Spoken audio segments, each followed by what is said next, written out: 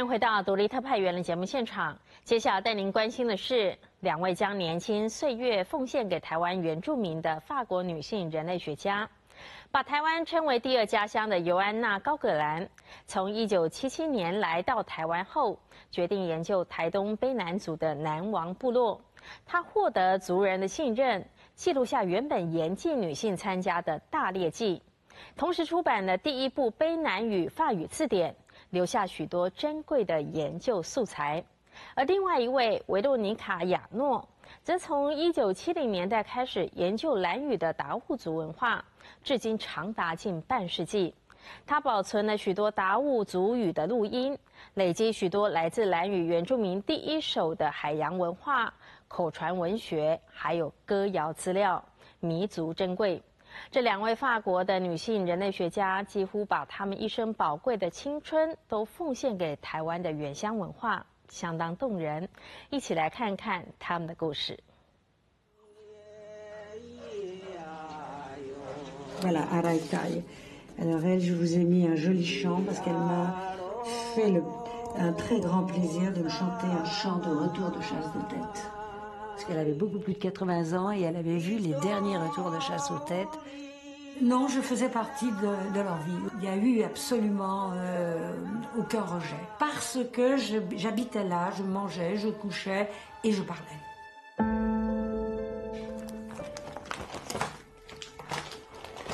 Bon, ça, c'était l'arrivée au port quand je suis arrivée la première fois.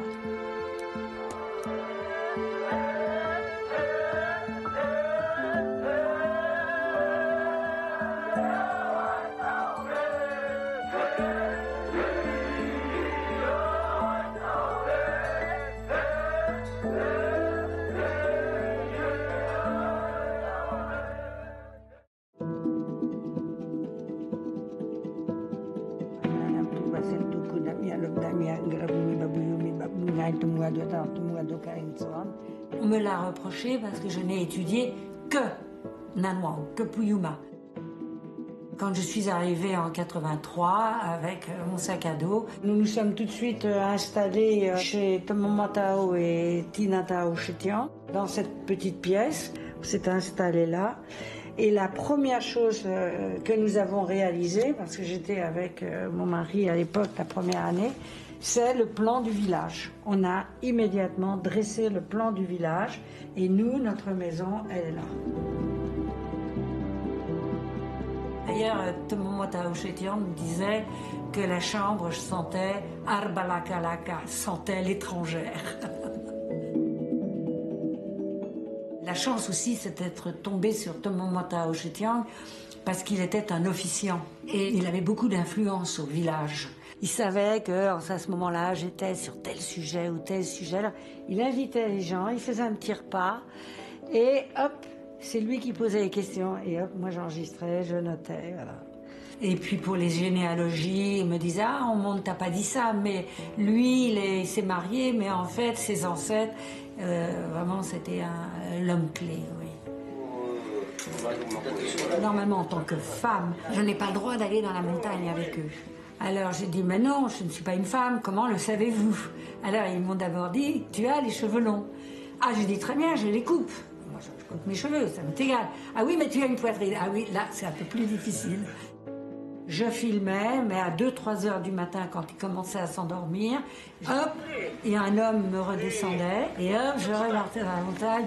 Mais c'était épuisant, ça a duré une dizaine de jours, mais même pour ça, ils m'ont accepté dans la montagne avec eux.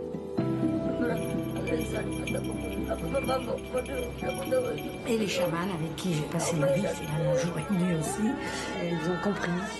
J'ai pu tout filmer, tout enregistrer, partager ma vie avec elle. Et j'ai réussi à comprendre ce qui s'était passé parce que les Japonais avaient interdit le chamanisme. Ils les pourchassaient, ils leur interdisaient, ils les obligeaient à pratiquer le Shinto. Elles pratiquaient Totomomo, quoi, douce. Et on était dans une société de chasseurs, on est devenu une société d'agriculteurs. Et là, tout a basculé au moment de la colonisation japonaise. Et ça a été un travail énorme. Voilà, Araïtaï. Alors elle, je vous ai mis un joli chant parce qu'elle m'a fait un très grand plaisir de me chanter un chant de retour de chasse de tête. Parce qu'elle avait beaucoup plus de 80 ans et elle avait vu les derniers retours de chasse aux têtes. Non, je faisais partie de leur vie. Il n'y a eu absolument aucun rejet. Parce que j'habitais là, je mangeais, je couchais et je parlais. Dès qu'on me disait quelque chose, et après le soir, je devais écouter et absolument transcrire tous nos petits cahiers avec les verbes.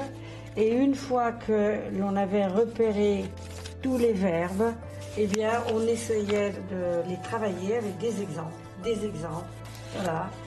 Et j'ai publié le premier dictionnaire.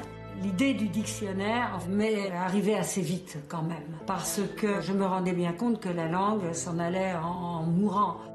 Vous savez, quand une langue meurt, c'est une culture qui meurt, faut pas rêver. Moi, je crois que j'étais pile à la limite d'avoir des gens de plus de 80 ans qui se rappelaient de la période japonaise. Quand je suis revenue avec mon premier dictionnaire en 92 chez les Puyuma, de moment Tao Shetiong avait réuni plein de gens, et je lisais, et ils se regardaient tous, et ils disaient « oui, pas de deux. » Ce n'est pas les paroles, c'était écrit. Voilà, ça allait rester. Il m'est arrivé, c'est vrai, de regretter d'avoir choisi les Puyuma, parce que c'était une société très compliquée, très complexe. La complexité de la société m'intéressait, montrer comment c'est une culture totale. Tout est lié. Les alliances par rapport au système d'âge, que font les chamans, que font les officiants mâles. Je voulais vraiment mettre ça complète dans une boîte, quoi. Il fallait que je termine ce travail. Eh bien, nous sommes allés frapper à toutes les portes et nous avons réalisé les généalogies de chaque maison. On voit très bien qu'on doit passer dans les années 50, puisqu'on est mixte katakana chinois, et là on est chinois. Ce qui me cachait avant, c'est-à-dire que chaque maisonnée avait sa version d'une légende, mais ne se la racontait pas entre eux. C'était, comme vous dites en chinois, tout au moment, quoi. Fallait surtout rien dire. Et quand je suis revenue un an après, on m'a dit, mais tu sais, eh bien aujourd'hui, les anciens, ils se réunissent au Paraguay, c'est-à-dire à la maison des hommes, et ils échangent les versions des... Eh bien, j'avais gagné. Ils se sont dit, si elle vient de si loin pour étudier notre culture, c'est que notre culture est intéressante. Alors il ne faut pas la laisser mourir avec nous, on va échanger et on va essayer de la transmettre aux jeunes. Déjà en 89, tous les jeunes de 40 ans par là, qui étaient partis dans les grandes villes, revenaient pour Mangayao. Et leurs enfants subissaient les rites de passage. Ils ne comprenaient pas la langue. Mais au moins, ils rentraient dans le cycle. Et ça, c'était bien. Aujourd'hui, je pense que ça perdure.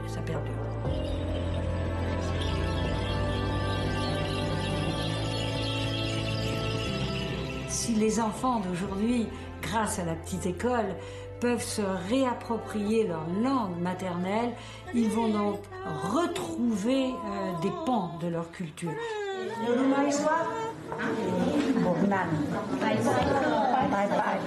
Je souhaite qu'ils ne m'oublient pas, parce que, en ne m'oubliant pas, ils sauront qu'ils doivent continuer à parler la langue.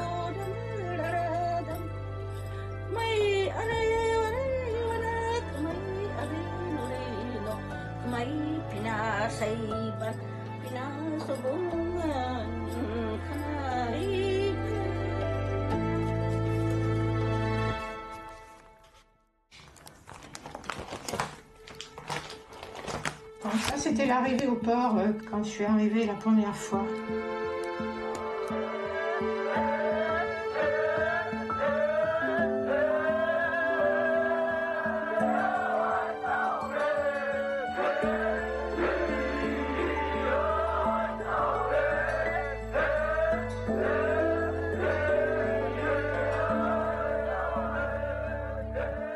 Je faisais ma maîtrise de chinois à l'université de Paris.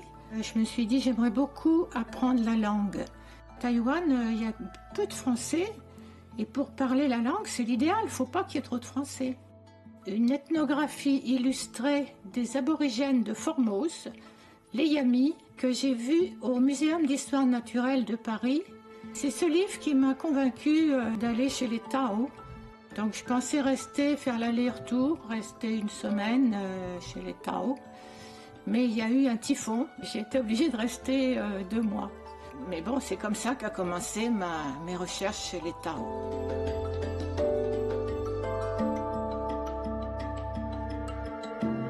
J'ai été passionnée par leurs récits, leur façon de vivre. Enfin, j'ai fait tout ça d'une façon très artisanale. Peu à peu, chaque fois, il fallait que je fasse une avancée, aussi bien dans la langue que dans les enregistrements, et pour essayer de les comprendre. C'est tous les arbres qui ont été dessinés, c'est pareil, à la lueur des bougies, le soir. On avait été chercher les spécimens pour le Muséum d'histoire naturelle. Donc, de retour de la montagne, ils étaient montrés à l'Assemblée. Et les gens faisaient des dessins. Ils aimaient bien dessiner. J'avais apporté des crayons, du papier. Et puis c'était une sorte de jeu de compétition parce qu'ils adorent faire des compétitions. Pactoctoon docalilian caniare dania noamon. En remuant la ligne de la sorte, ils font peur aux poissons. Ils me racontaient ça en regardant le dessin pour m'expliquer comment on pêche de cette façon avec des épouvantails. Chaque boîte correspond à un article. Ça, c'était sur le millet. Ça, c'était sur l'enfant. Ça, c'était sur les langues austronésiennes. Et on traduisait mot à mot sous mot, les chants, les explications complémentaires pour l'ethnographie, pour le rituel. Voilà, donc ça, j'ai encore beaucoup de choses à faire. Des fois, il faut poser plusieurs questions pour comprendre un mot, parce que ça n'a pas la signification première qu'on entend lui donner. C'est mystérieux, quoi. C'est ça qui est intéressant. Il y a comme ça qu'on peut traduire les récits. La poésie chantée, qui est dans une langue très différente de la langue parlée. Donc il faut tout faire. Il faut faire le dictionnaire. J'ai recopié déjà tout le vocabulaire des plantes, des poissons. Et puis ça, je fais par lettre alphabétique au fur et à mesure. Ça fait 47 ans. Ce qui m'intéressait, c'était ça, c'était d'aller au fond des choses et de comprendre les chants anciens, les raods, savoir pourquoi ils avaient créé de si beaux chants.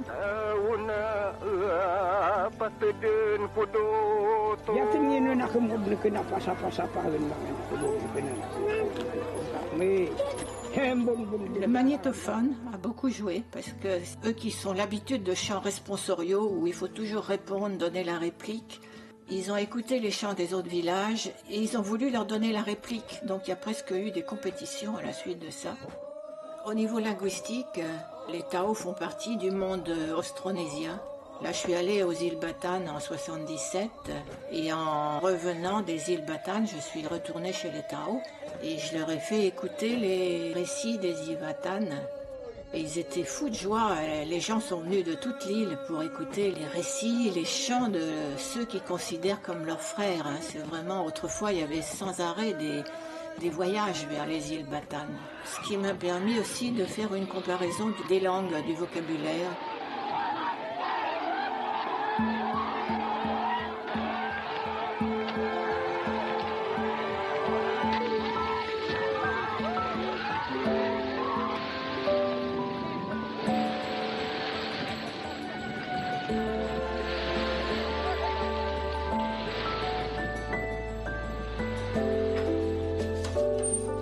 Donc j'ai commencé par du 8 mm muet et ensuite j'ai continué avec du Super 8 sonore qui était un grand pas en avant.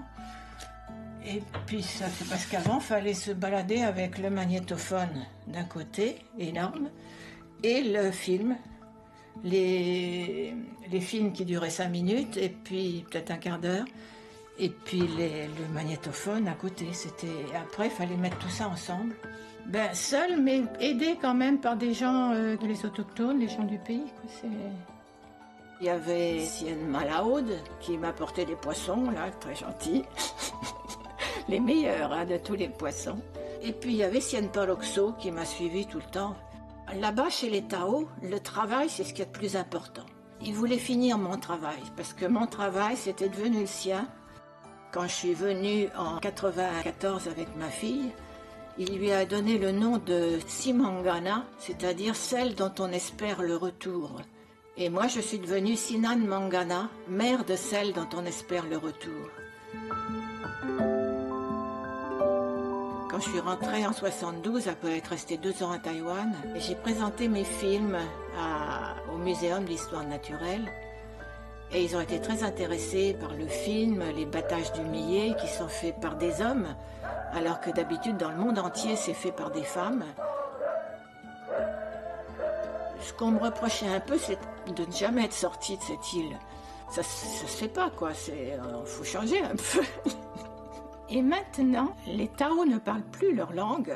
Les gens s'intéressent, par exemple à l'Academia Sinica, ils s'intéressent de plus en plus aussi pour le crème. J'ai déposé 500 heures d'enregistrement sonore inédits dans une langue qui n'existe plus. Ce sont des archives très intéressantes, qui sont aussi très intéressantes, je suppose, pour les gens qui ont envie de réapprendre leur langue maternelle. Le plus beau cadeau, c'est ça, c'est de transmettre.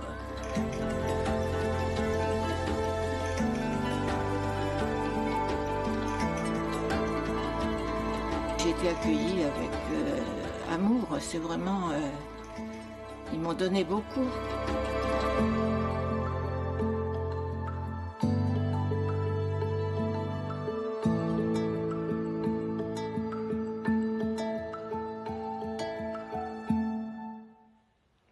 这2位女性法国人类学家也分别获得台法文化奖的荣耀。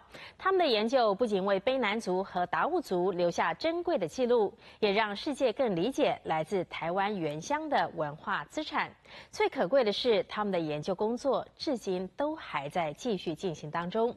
独立特派员，谢谢您今天的收看，我是陈庭宇，我们下次再会。